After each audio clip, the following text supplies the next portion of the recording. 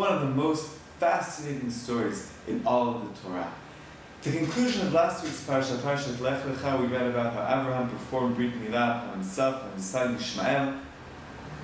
The story which opens our Parashat Vayera, is a story which immediately follows that story and continues it. Abraham, right after Brit Milah, right after his circumcision, is sitting outside of his tent. Vayera elav Hashem be'elonei Mamre.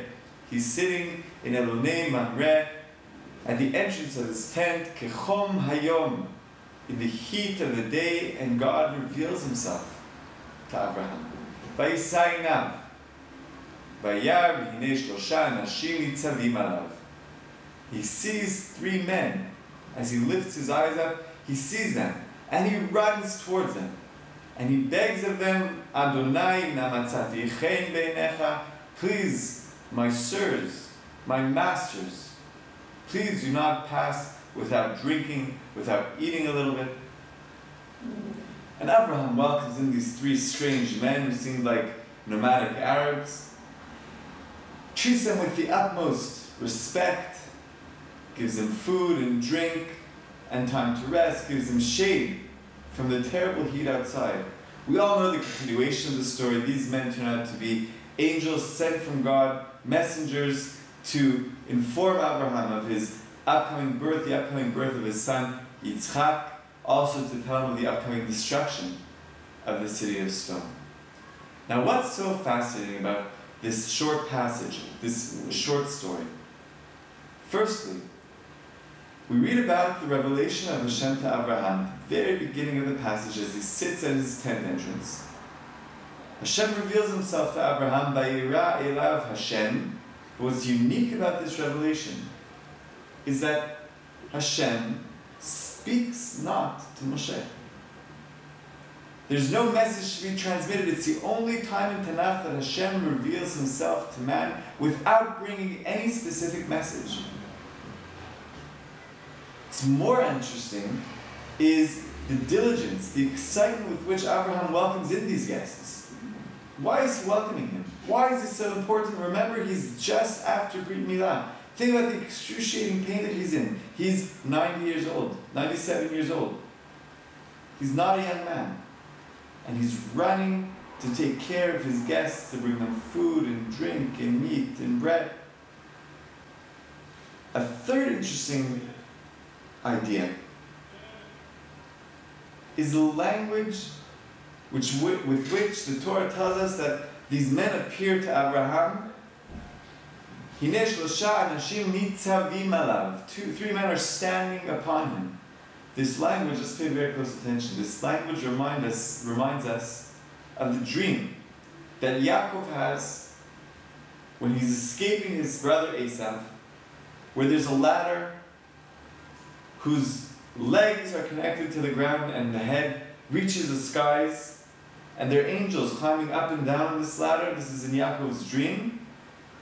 And at the top of the ladder, Hinei Hashem nitzav alav. Just like in our parsha, the three men are nitzavim al Abraham. What's interesting to note is the difference. That in the dream of Yaakov, who is nitzav, who is standing upon Yaakov? It's God himself. Over here, it's three men. Abraham doesn't even know yet that they're angels. They appear like nomadic Arabs. To explore the depth of this story, let's contemplate the words, the teachings of Rashi, the great commentator Rashi, when it comes to the words Vayomer Adonai namatzati chen beinecha. Abraham turns to his guests and he says, my masters, if I find favor in your eyes, please do not leave my tent. Please do not absolve me of the opportunity to be able to host you in my tent. Rashi brings two ways of understanding the word Adonai, which we commonly understand and we remember it always to be referring to God's name. Rashi explains that there are two possibilities. The first opportunity, the first possibility, is that he turned to his guests and he said, my masters. And Adon is a master in Hebrew. He turns to them all and he says, Adonai, my masters. In such a case, it's clearly not referring to God's name. The second explanation that Rashi gives is that this is a holy name. That Abraham is turning to God and saying, Adonai, God, Im na matzati chen be'einecha, if I found favor in your eyes, please do not leave me. Please do not absolve me the opportunity to be in your presence. Why does Rashi need both of these commentaries? Why does he need both of the explanations? The first explanation, there's a grammatical problem. The word Adonai is in plural, while the continuation of the sentence is in singular. And Rashi needs to explain that Rashi first speaks to all of his guests, all three of the angels, all three of the men, and then speaks to only one of them. But there's no change specified in the pasuk as to when exactly he turns and speaks only to one of them. Which is what brings Rashi to his second interpretation that indeed Abraham was speaking to God. And he asks God not to leave him in the singular form, obviously. Why does Rashi not settle? Why is he not content with the second explanation alone, that he needs the first one? There's a fascinating idea which opens up a gateway to understand this entire story. If indeed Abraham was speaking to God when he said, Adonai na matzati chen be'einecha, then it's implicit the following. Abraham was receiving a revelation from God. He turns to God and he says, God, please wait. I have to go speak to these three Arabs. I have to go welcome them into my tent. What disrespect. What audacity of Abraham to turn to God and to say, please wait. This is difficult for Rashi to suggest. Therefore, he also takes the first explanation, even though grammatically it's difficult. But indeed, our sages teach us that from this passage alone we learn that Dolach nasat orchim me'akbalat pnei shechina, that inviting in guests is on a greater level than receiving the presence of the Almighty. And perhaps with this insight, we can understand the bigger picture of this story. Abraham is sitting outside of his tent and he receives a revelation from God without any meaning. Do you understand the level that Abraham must be on? What is this level of revelation? The level of revelation of Abraham when he's not being revealed to for any specific reason, without any transmission, without any specific message, is when Abraham looks around at the world and all he sees is godliness. When Abraham sees three men walking towards him, and he sees godliness in each of these men, and he turns to them and he refers to them as Adonai, my masters, but there's also a small component, a small hint to holiness in that. He sees the man who's created in the image of God, and it's not only an expression which Abraham repeats, but it's something which he lives, it's something which he sees. He sees in another man godliness. He sees in another man the imagery of God. When these three men are nitzavim alav, it's so similar to when God himself is nitzav alav to Yaakov in his dream.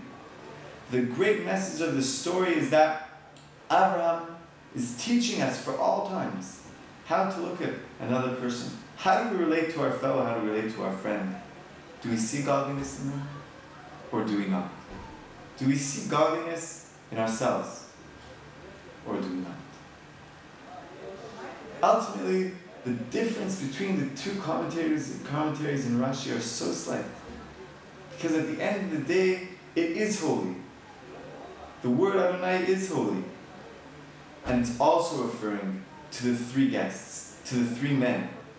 The message here is, can we look at the world and see godliness? Can we see the Tzelem Elohim, the image of God, in everyone who we meet, in everything that we do, in all of our lives? And with that, our lives can become so much more inspirational.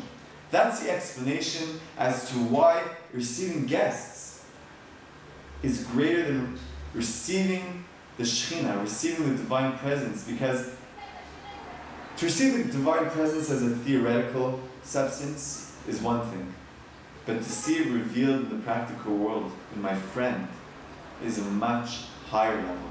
And that's the level that the Torah instructs us and guides us to reach. And this was the level of Avraham, where he sits in the front of his tent, days after his Brit Milah, in excruciating pain, in the heat of the day when there is hardly any passers-by. And when he sees three men, he's willing to put God on the side, to receive the Shekhinah, the godliness that's becoming revealed in front of him in these men. Shabbat Shalom.